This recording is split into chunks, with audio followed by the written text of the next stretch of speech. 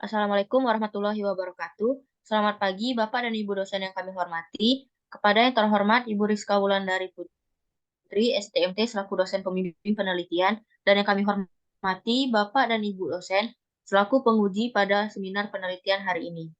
Pada kesempatan kali ini, izinkan kami untuk mempresentasikan hasil penelitian yang telah kami lakukan dengan judul Pengaruh Suhu Pengeringan Briket Serbuk Gergaji dan Variasi Volume Perekat Oli Bekas dengan Proses Karbonisasi. Sebelumnya, izinkan kami memperkenalkan diri terlebih dahulu. Saya, Aulia Safitri dengan NIM 03031382025114 dan rekan saya Maulika Zahara dengan NIM 03031382025104. Next. Baiklah, untuk selanjutnya saya akan menyampaikan kerangka presentasi hasil penelitian pada hari ini. Yang pertama ada pendahuluan, lalu yang kedua tinjauan pustaka, yang ketiga metodologi penelitian, hasil dan pembahasan, dan yang terakhir kesimpulan dan saran. Untuk pembahasan yang pertama atau latar belakang akan disampaikan oleh rekan saya Maulika. Kepada Maulika saya persilahkan. Baik, terima kasih. Untuk selanjutnya, adapun latar belakang dari penelitian kami yaitu permasalahan energi menjadi salah satu sorotan di setiap negara.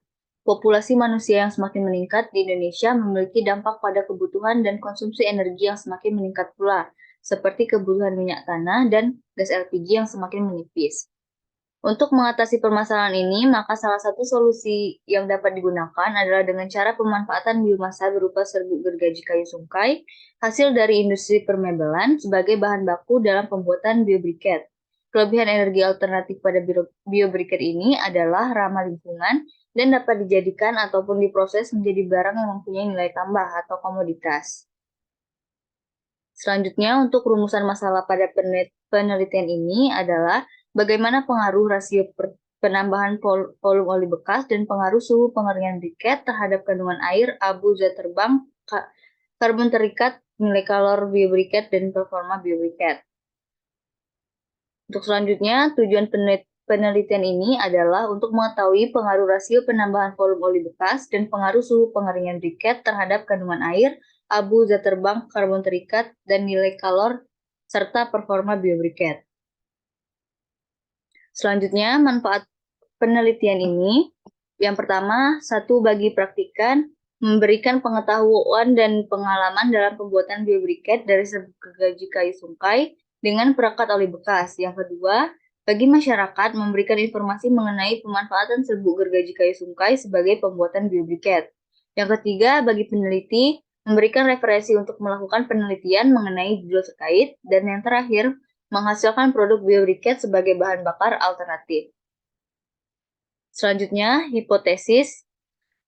Penelitian dilakukan oleh Nafi Tukulu dan kawan-kawan pada tahun 2020, yaitu semakin banyak volume perekat oli bekas yang digunakan, semakin rendah kadar air yang dihasilkan.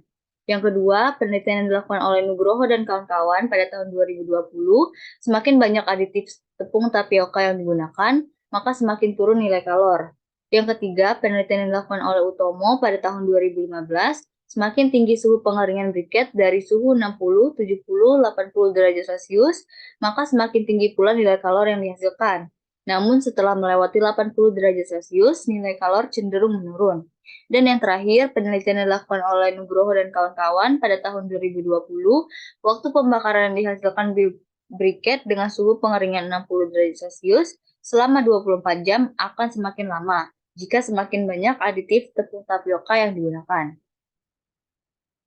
Selanjutnya, ruang lingkup yang akan dibahas yaitu bahan baku yang digunakan adalah serbuk gergaji kayu sungkai.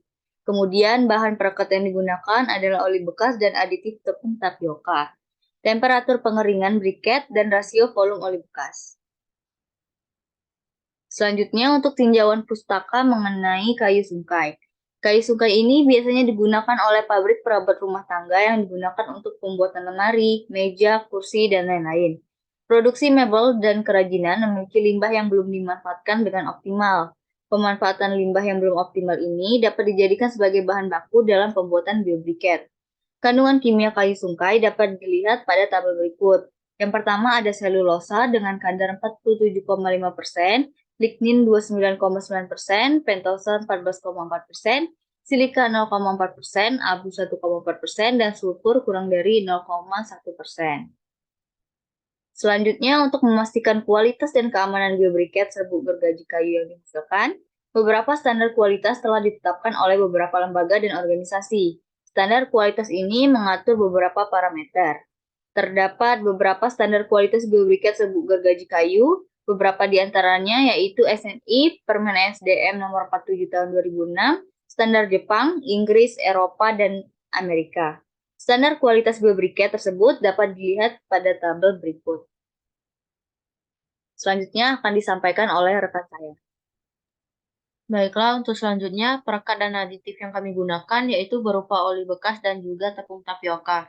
Sedangkan untuk metode pada penelitian ini kami menggunakan metode karbonisasi, yang mana karbonisasi atau pengarangan merupakan proses mengubah bahan baku mentah menjadi karbon yang berwarna hitam karena telah melalui pembakaran dalam ruang tertutup atau di dalam furnace. Terdapat 4 faktor yang harus diperhatikan dalam pembuatan briket. Yang pertama yaitu bahan baku. Bahan baku yang digunakan yaitu berupa serbuk gergaji kayu, yang mana sebelum diproses lebih lanjut, bahan baku ini terlebih dahulu dijemur di sinar matahari sampai beratnya konstan. Hal ini bertujuan agar mengurangi kandungan air yang ada di dalam bahan baku sehingga nantinya pada saat uji kadar air, kandungan kadar airnya sudah rendah. Lalu yang kedua yaitu aditif tepung tapioka. Aditif sebaiknya menggunakan takaran yang pasti untuk setiap biobriket agar berat masing-masing biobriket sama dan kadar yang dihasilkan lebih stabil, tidak fluktuatif.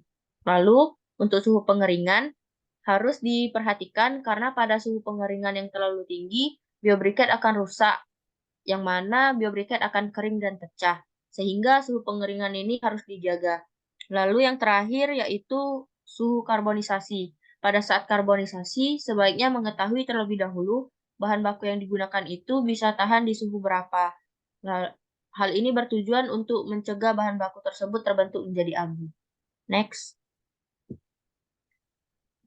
Berikut ini beberapa penelitian terkait mengenai biobriket serbuk gergaji kayu yang kami jadikan referensi, yaitu ada serbuk gergaji kayu jati dan juga kayu karet, dengan macam-macam perekat yang digunakan seperti tar, tepung kanji, oli bekas, serta minyak jelantah. Next. Baiklah, yang selanjutnya adalah waktu dan tempat penelitian.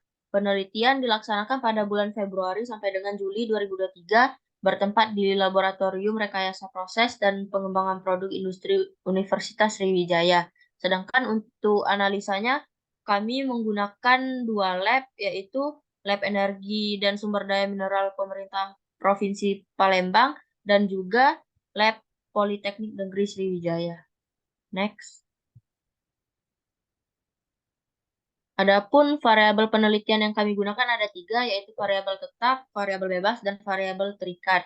Untuk variabel tetap, kami menggunakan waktu karbonisasi 60 menit, suhu karbonisasi 300 derajat Celcius, dan juga rasio bahan baku berbanding perekat 2:1.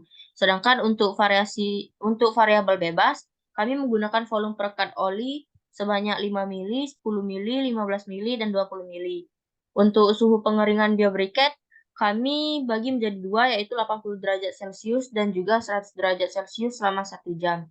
Lalu untuk variabel terikat, kami menggunakan analisa proksimat dan juga uji bakar, yang mana untuk mengetahui nilai kemampuan briket dalam mendidihkan air, nilai ignition time, dan juga nilai combustion time. Next. Berikut ini beberapa alat dan bahan yang kami gunakan, di antaranya ada furnace, oven, dan juga neraca analitik, dan lain-lain. Sedangkan untuk bahan yang digunakan yaitu serbuk gergaji kayu sungkai, perekat oli bekas, dan juga aditif tepung tapioka. Next. Berikut ini merupakan diagram alir pada penelitian kami. Tahap pertama yaitu dilakukan preparasi bahan baku, yaitu serbuk gergaji kayu dijemur di bawah sinar matahari. Lalu serbuk gergaji kayu ini dikarbonisasi dengan suhu 300 derajat Celcius selama 1 jam. Setelah karbonisasi, dilakukan penghalusan dan diayak dengan menggunakan ayakan 30 mes. Arang yang sudah diayak dicampur dengan perekat 5, 10, 15, dan 20 mili, beserta dicampurkan juga dengan aditif tepung tapioka. Lalu selanjutnya dilakukan pencetakan biobriket. Apabila biobriket sudah dicetak, Selanjutnya dikeringkan menggunakan oven dengan variasi suhu pengeringan 80 dan juga 100 derajat Celcius. Next.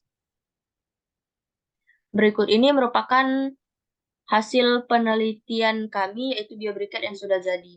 Next. Berdasarkan hasil pengamatan, didapatkan data sebagai berikut. Kadar air pada 8 variasi briket ada pada range 5,98% sampai dengan 7,52%. Semua briket sudah memenuhi standar ESDM. Untuk kadar abu juga memenuhi standar ESDM, yaitu menghasilkan kadar dengan range 1,54 sampai dengan 2,49.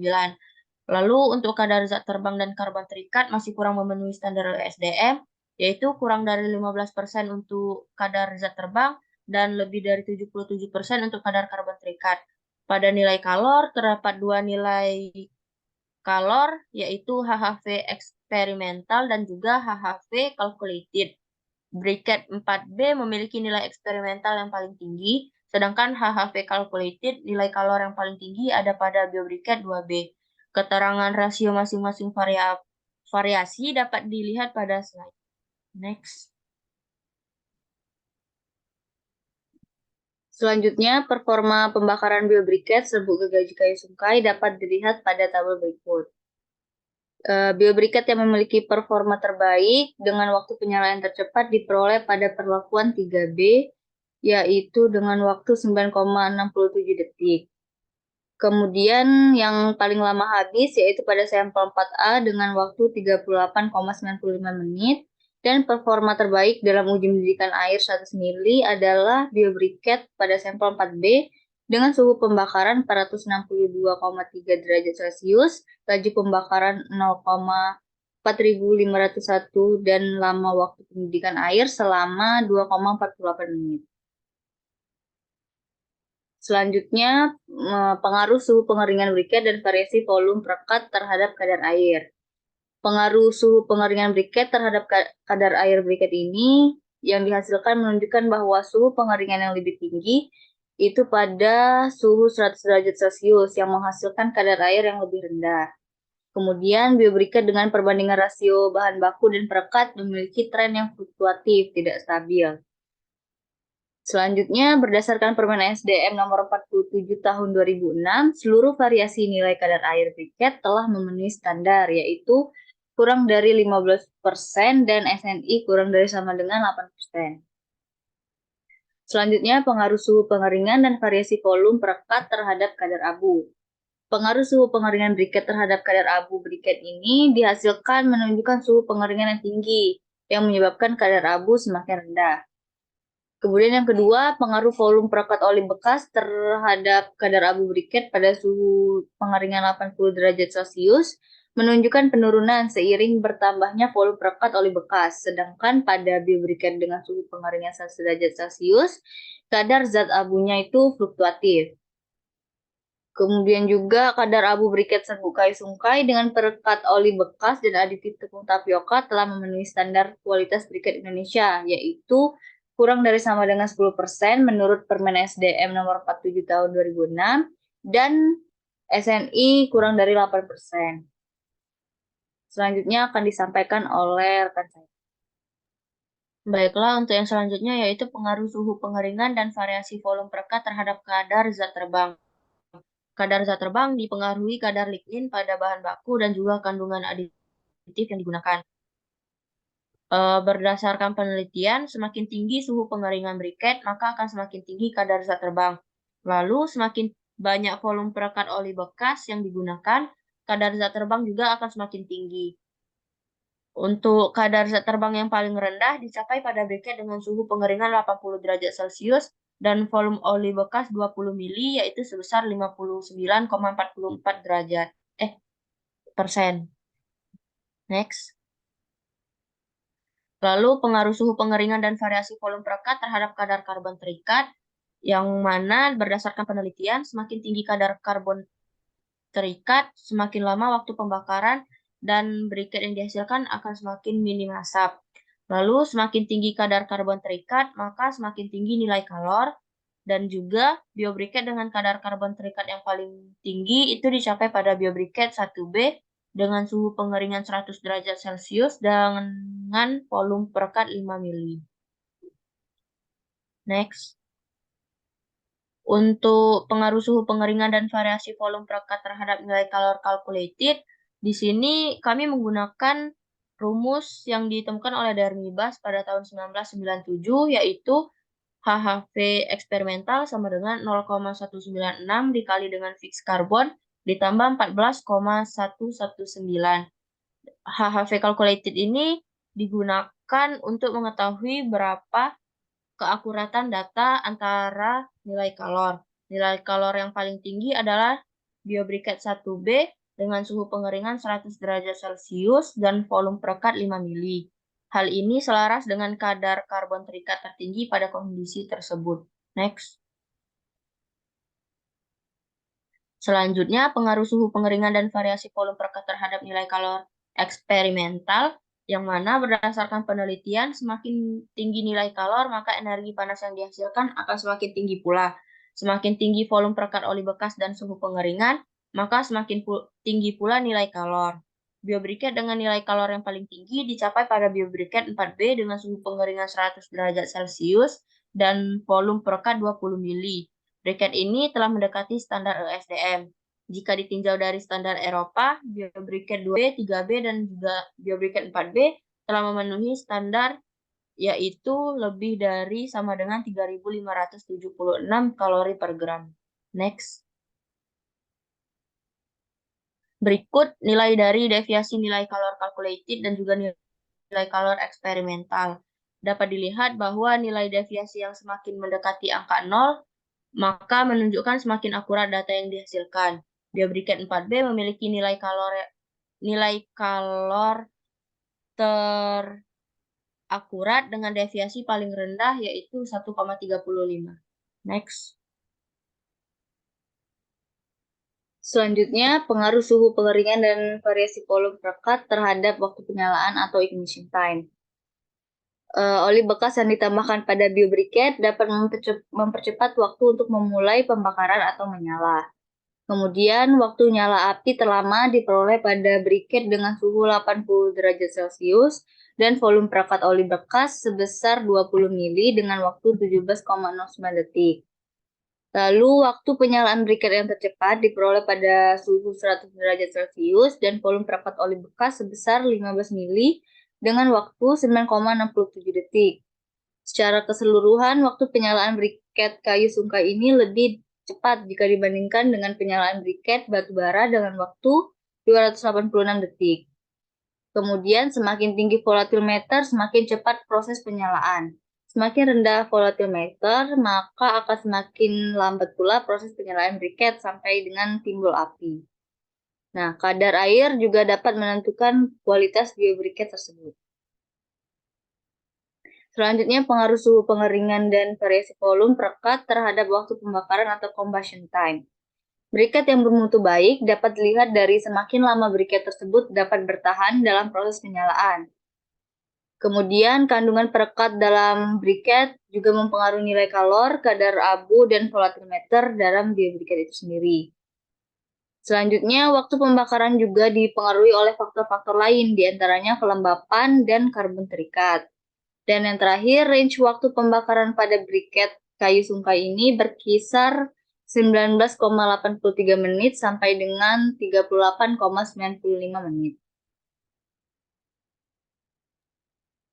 Baiklah, untuk yang selanjutnya yaitu pengaruh suhu pengeringan dan variasi volume perekat terhadap kemampuan briket dalam mendidihkan air. Pengujian ini dilakukan di atas tungku dengan air yang digunakan untuk pengujian sebanyak 100 mili per 10 gram variasi briket. Durasi pembakaran biobriket ini dimulai pada saat biobriket menjadi bara sampai dengan biobriket menjadi abu. Semakin tinggi suhu pembakaran, maka akan semakin cepat air mendidih.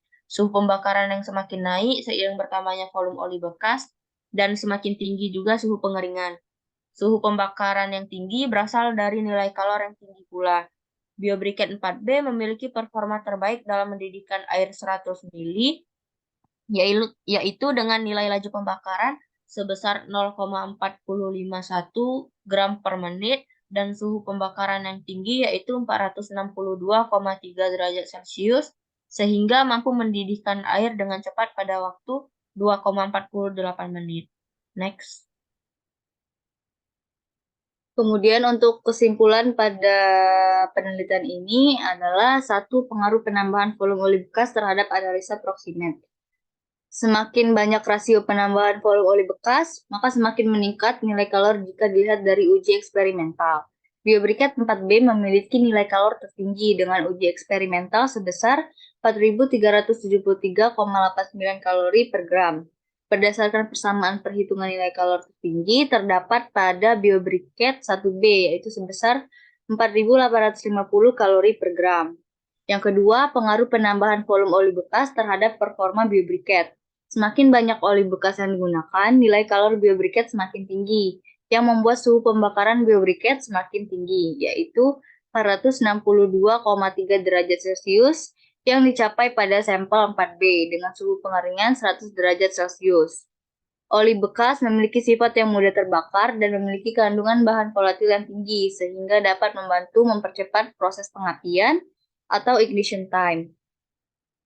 Yang ketiga, pengaruh suhu pengeringan BioBriquette terhadap analisa proximat. Semakin tinggi suhu pengeringan, semakin cepat pula air menguap yang menghasilkan BioBriquette dengan kandungan air yang lebih rendah. BioBriquette 3B memiliki kadar air terendah yaitu 5,98%. Semakin tinggi suhu pengeringan, semakin besar kadar zat terbang pada BioBriquette. Dan yang terakhir, yang keempat, pengaruh suhu pengeringan BioBriquette terhadap performa BioBriquette.